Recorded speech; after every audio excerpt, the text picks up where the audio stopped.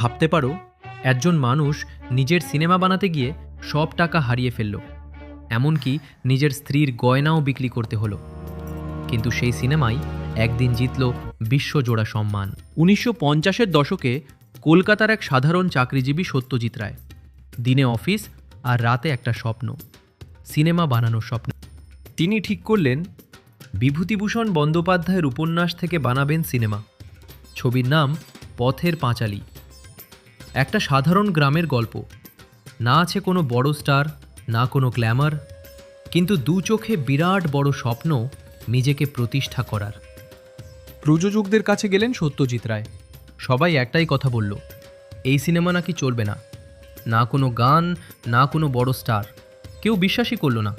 বারবার সবাই সিনেমা না বানানোর পরামর্শ দিতে থাকলো। কিন্তু তিনি যে সত্যজিৎ রায়, তাকে দমানো এত সহজ না। তবুও থামলেন না তিনি। নিজের সামান্য সঞ্চয় আর কয়েকজন মানুষকে নিয়ে শুরু করলেন শুটিংয়ের কাজ। বন্ধুদের কাছে সাহায্য নিলেন, কিন্তু কিছুদিন পরেই সব টাকা শেষ হয়ে গেল। স্বপ্ন যেন ভাঙতে শুরু করলো। সত্যজিৎ স্যারের মাথায় হাত। ঠিক তখনই নিঃশব্দে এগিয়ে এলেন স্ত্রী বিজয়া রায়। নিঃসংকোচে নিজের গয়না খুলে দিয়ে বললেন, এগুলো বিক্রি করে তুমি সিনেমাটা মন দিয়ে তৈরি করো।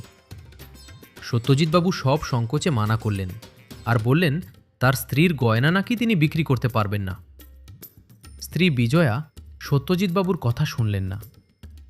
হয়তো স্ত্রীর এই ত্যাগ না থাকলে হয়তো ইতিহাসই তৈরি হতো না। অবশেষে সিনেমা তৈরি শেষ হলো। ছবি রিলিজের পর সবাই স্তব্ধ।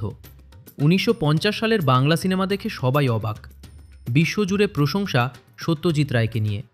একের পর এক পুরস্কার। গ্রাম বাংলা থেকে শহরতলি সমস্ত দর্শকরা অবাক হয়ে দেখল সেই বিখ্যাত ছবি। সবাই বুঝতে পারল একটা ইতিহাস তৈরি হচ্ছে। ধীরে ধীরে সেই মানুষটাই হয়ে উঠলেন ভারতীয় সিনেমার কিংবদন্তি। একটা বাড়ির ভেতর ভরে গেল অসংখ্য পুরস্কার আর দামি দামি অ্যাওয়ার্ডে। আর তিনি শান্তভাবে বসে শুধু দেখলেন নিজের স্বপ্নকে বাস্তবায়িত হতে। বাড়ির জানলার ধারে চুরুট মুখে হালকা মৃদু হাসতে হাসতে তিনি শুরু করলেন পরের ছবি তৈরি করার জন্য।